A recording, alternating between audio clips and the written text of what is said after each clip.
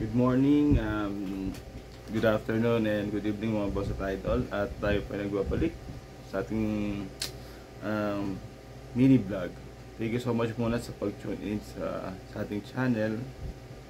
So, ang content natin ngayon siguro may mga nakapanood ng mga previous vlog natin about sa mga Crimino, Albino, Lutino. So, may mga nagtatanong sa atin sa social media na dito sasagutin. Okay?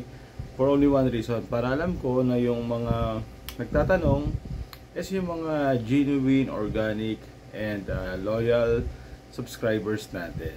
Okay? So, galing kay Sir Christian Jade. Sir Christian, di na ako nag-reply sa'yo kasi alam ko naman na subscriber kita at mapapanood mo to. Sir, pwede po ba magtanong kung ano kaya possible na magiging inakay ng white bull and blue opa? Thank you, sir.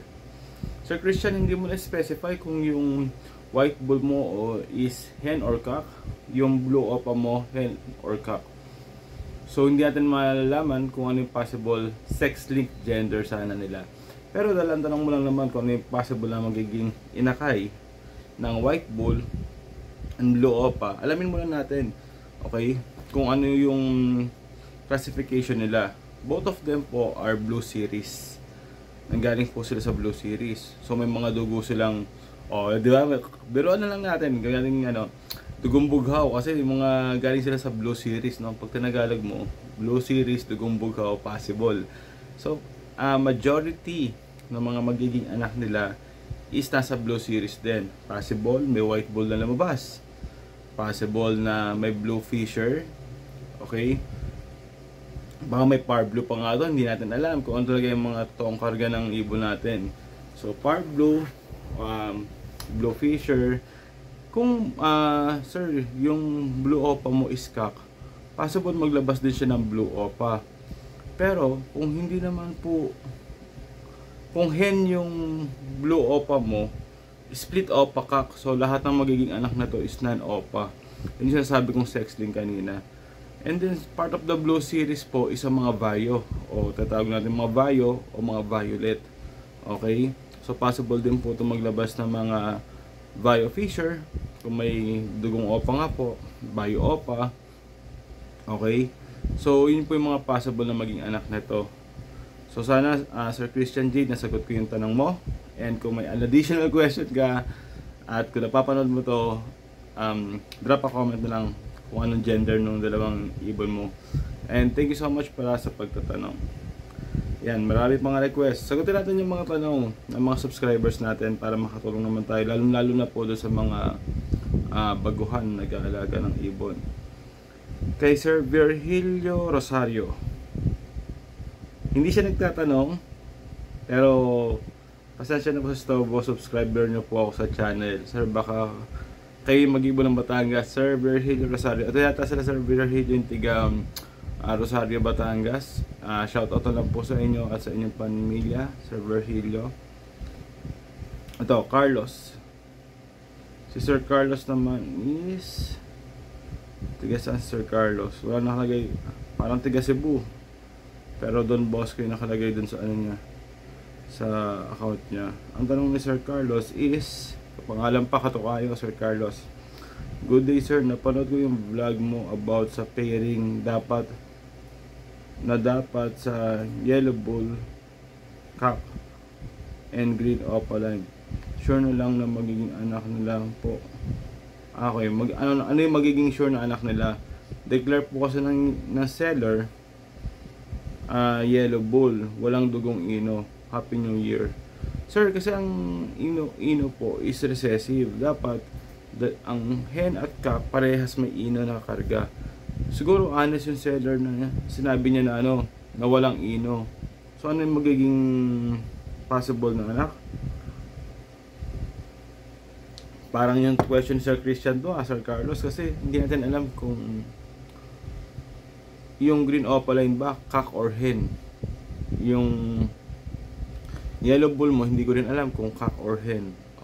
Assuming na lang, okay, na cock yung green opaline mo. And then yung yellow bull mo is hen. So sexling tayo. So possible maglabas to ng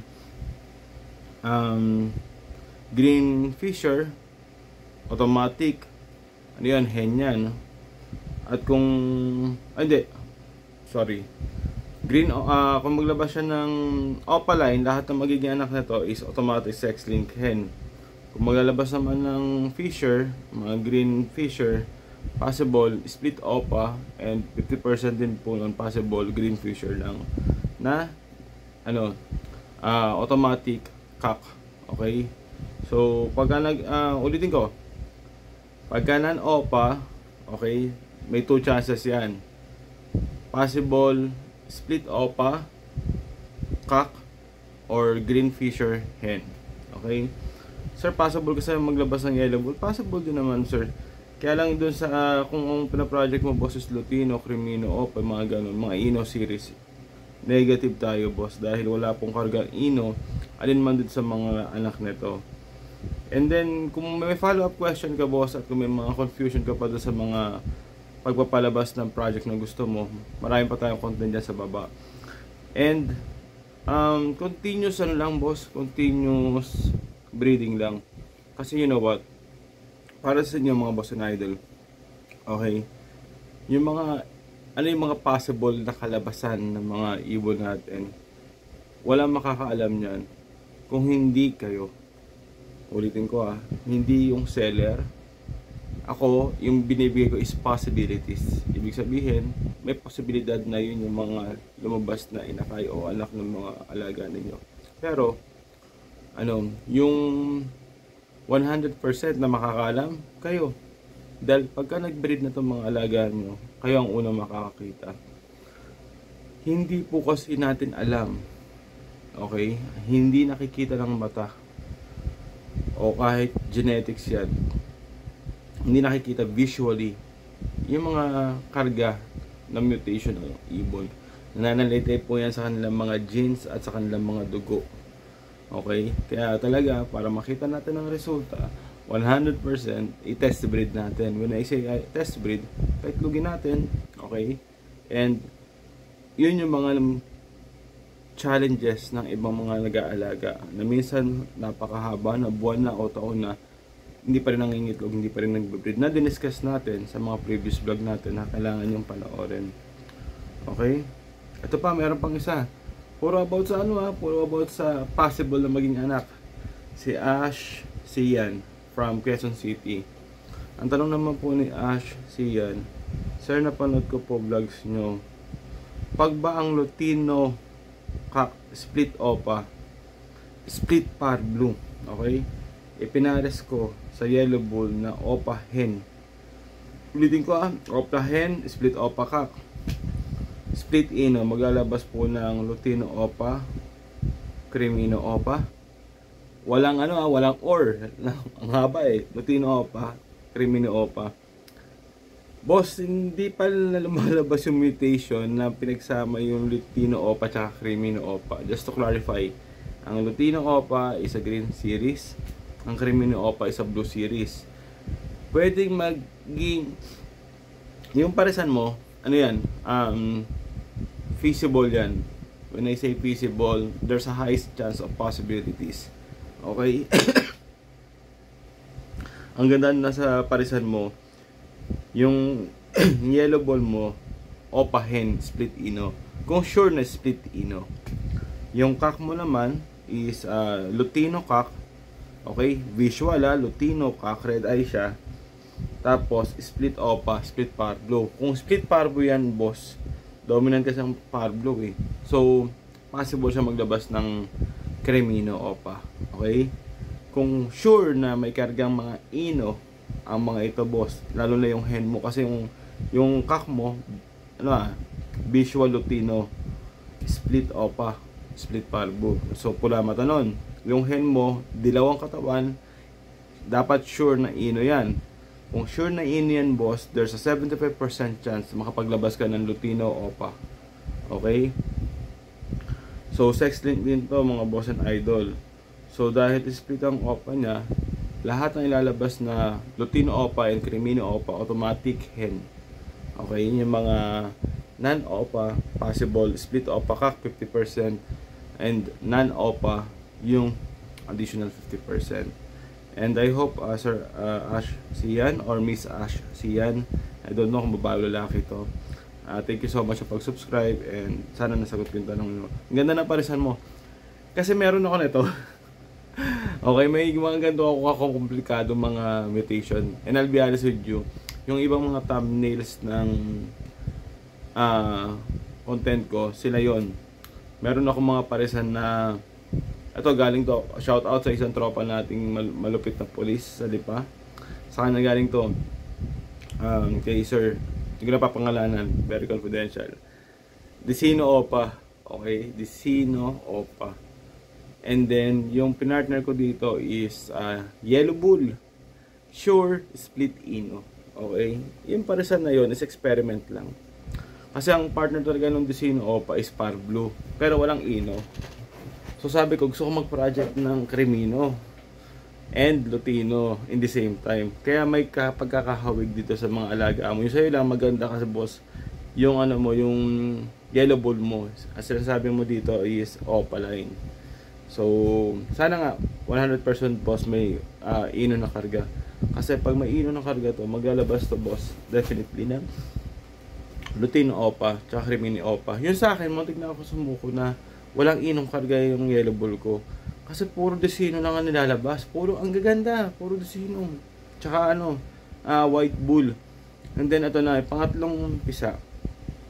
Lumabas na boss. Napakakinis. Export material na Cremino OPA. Actually na-export na nga. Nasa Maldives na nga yung ibon.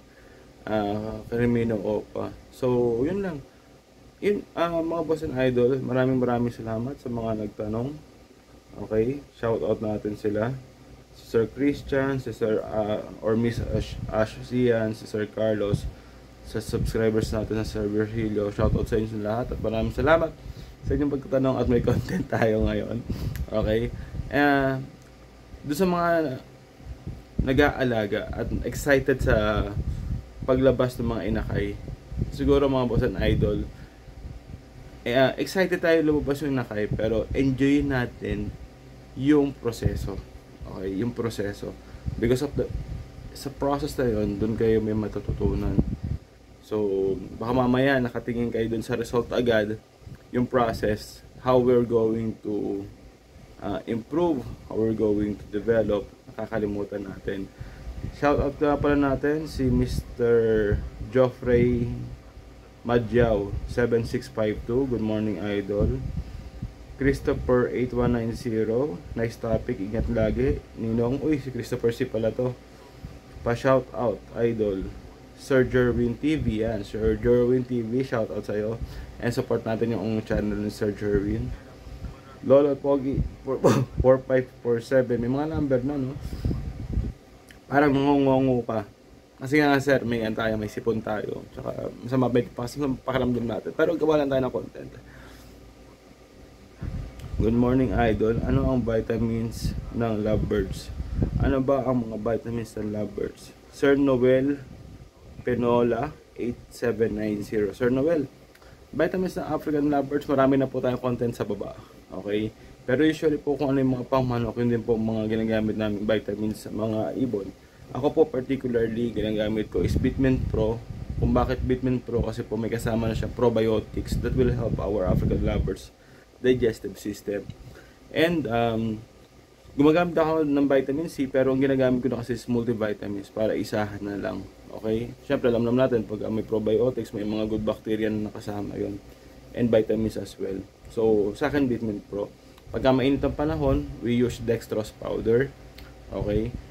And kung may budget naman, okay, gusto niyo talaga pang ibon, may budget naman, I recommend Picoy. Especially for beginners. Picoy yung brand, meron niya sa Shopee, sa TikTok. Nasa 140 to 500 lang isang set. For only one reason, kasi yun, may guide yun. For the beginners, pwede yun. Pero, please be reminded, Sir Noel, sa vitamins din po, huwag yung sobrang daming vitamins kasi lahat ng sobra ay masama. So, yun lang mga boss and idol, sobrang haba lang nito. And I hope may mga natutunan tayo sa content natin, at kung may mga tanong tayo, don't forget to drop a comment below. And then doon sa mga bagong subscriber na magsusubscribe pa lang, at huwag kayo mahiya, mag-subscribe, okay? And doon sa mga subscribers natin before, maraming salamat. Glory to God and God bless.